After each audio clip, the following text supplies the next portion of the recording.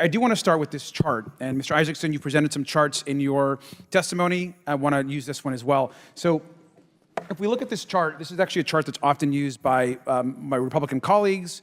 Donald Trump uses this chart. It's pretty famous, and it shows the migration spike here over time.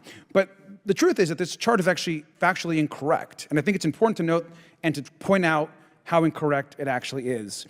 First, it says that Trump left office in April 2020, right here, when migration was actually at its lowest point. We know that's actually not true. Can you actually tell us what happened in 2020 and why was there a huge decline at this point in the chart?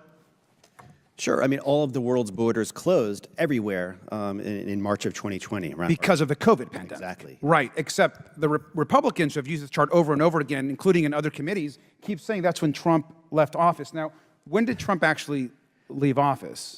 January of 2021. That's right. And January of 2021 is actually right here. So I'll add an arrow to that. Ooh, arrows.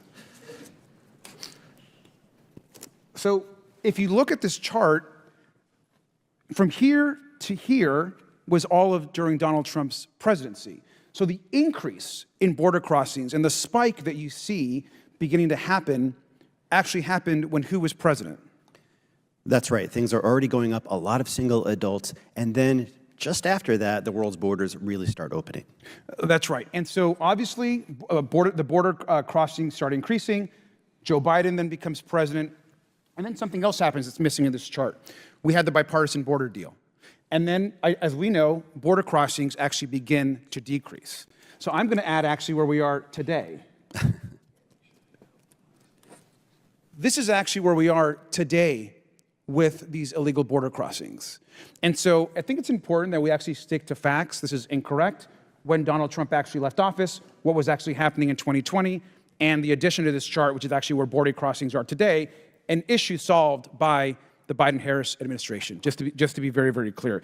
And Mr. Isaacson, I also want to note that we've discussed contributions of migrants, contributions of crime, and I think it's important that we know, yes, Donald Trump killed the bipartisan Border Patrol deal. We know that. And there's also been attacks on immigrants that somehow where there's some sort of crime wave that immigrants are causing. Right. I also want to use this chart. This chart, by the way, is compiled by data by the men and women in our local police departments across America.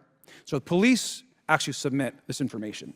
Now, let me ask you, do you agree that the country's safer than it was in the 70s, 80s, and 90s? Yes, it absolutely is. Right, because this is actually our crime trends and actual homicide rates in the US, and this is where we actually are today. I do see a spike in crime, actually, in 2020, right over here. Who was president when that dramatic spike happened?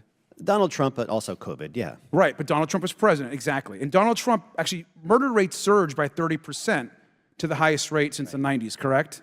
That's right. Now, in 2021, when Joe Biden became president, violent crime rates have now begun to decrease. So I just want to point out also that when we talk about migrants, we're talking about what the impacts to national crime rate is, that crime has actually plummeted this year, and the Biden-Harris administration has actually made the country safer. And so we've invested in community policing, and again, they understand that immigrants can contribute to this country. But just to connect back to the border, do you see any correlation between the crime rate in this chart and trends in migration over the last decades? No, I see no correlation at all. Is it safe to say that migration does not bring crime to our country? Would you agree with that?